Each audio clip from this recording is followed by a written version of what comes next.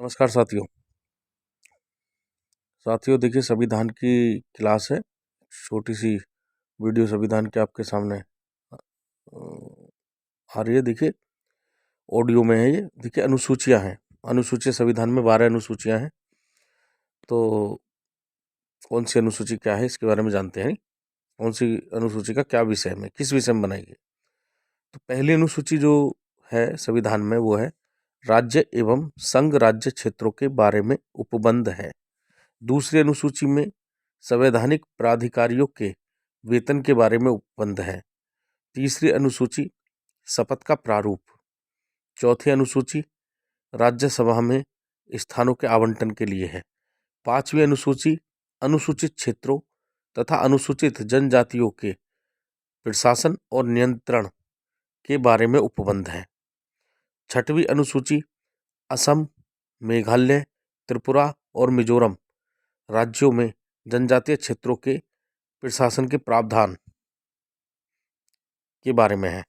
सातवीं अनुसूची संघ, राज्य एवं समवर्ती सूची इसमें सम्मिलित है। आठवीं अनुसूची भाषा से संबंधित है, जो भारत में अलग अलग भाषाएं हैं जिनको मान्यता है संविधान में। नौवीं अनुसूची भूमि सुधार से संबंधित है। 10वीं अनुसूची दल परिवर्तन से संबंधित है। 11वीं अनुसूची पंचायत और 12वीं अनुसूची नगर पालिका से संबंधित है। तो ये तो थी अनुसूचियों के बारे में जानकारी। और आगे मैं आपको बताता हूँ राष्ट्रीय प्रतीक, जो कि उत्तर प्रदेश के राष्ट्रीय प्रतीक है।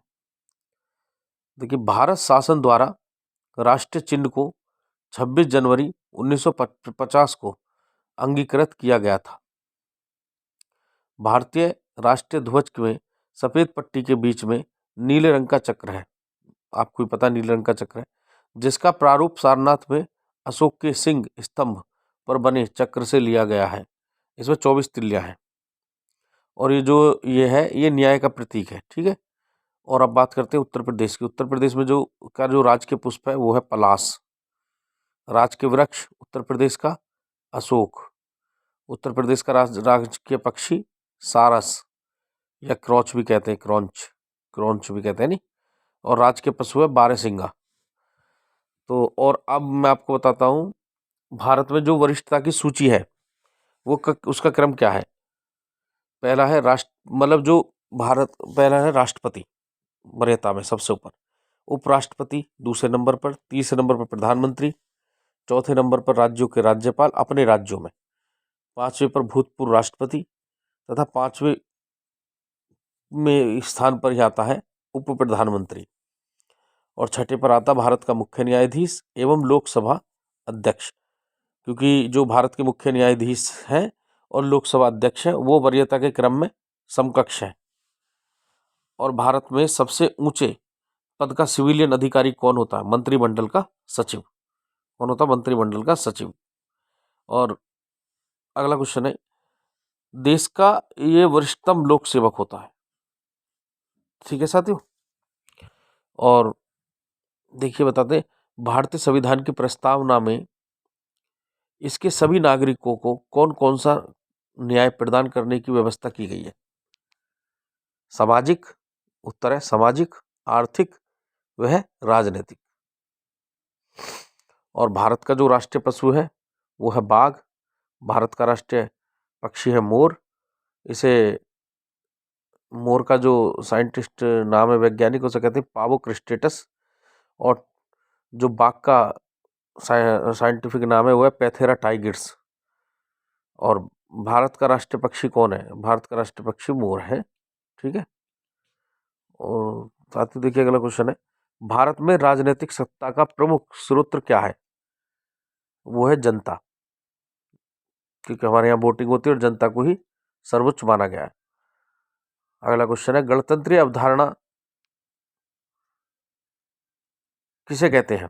देखिए, सर्वोच्च शक्ति एक राजा के समान एक ही व्यक्ति में, मतलब हाँ, ये जो गणतंत्रीय अवधारणा किसे कहते हैं? गणतंत्रीय अवधारणा वो है एक राज्य जिसमें जनता सर्वोच्च हो।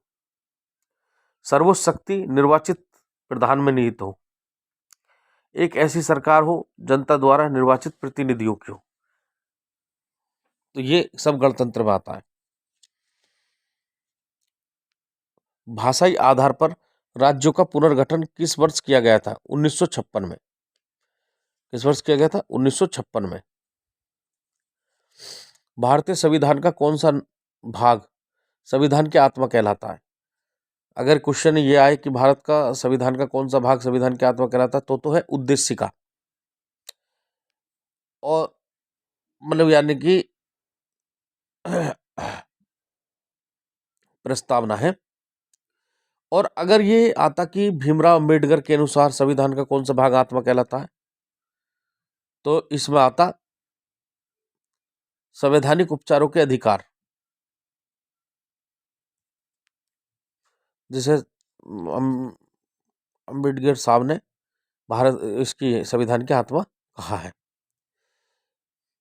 भारतीय संविधान की, अगला क्वेश्चन, भारतीय संविधान की प्रस्तावना में जिन आदर्शों एवं उद्देश्यों की रूपरेखा दी गई है वो है मूल अधिकार, राज्य के नीति निर्देशक सिद्धांत एवं मौलिक कर्तव्यों के अध्याय में। ठीक है। और अगला क्वेश्चन है, मैंने आपको अनुसूचित तो बता दी कि अनुसूचित क्या क्या है।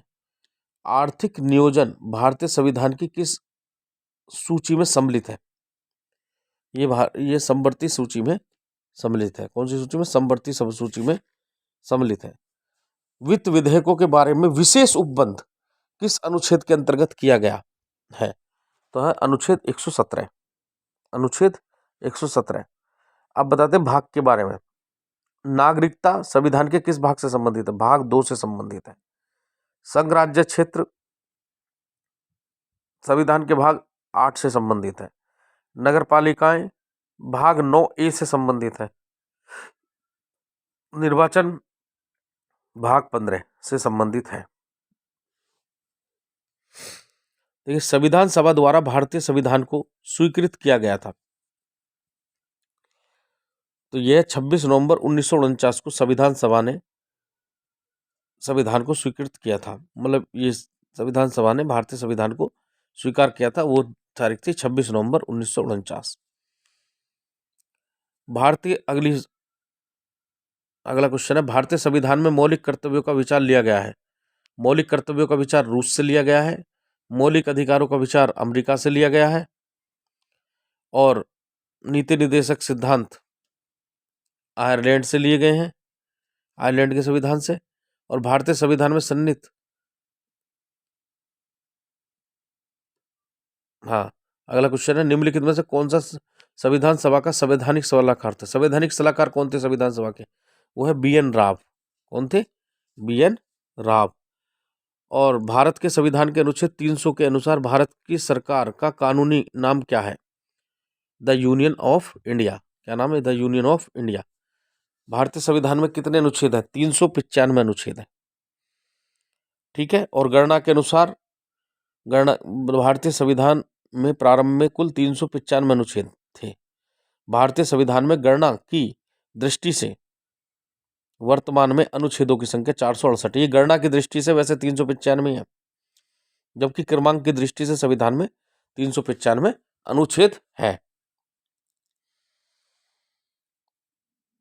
साथियों, अगला क्वेश्चन है,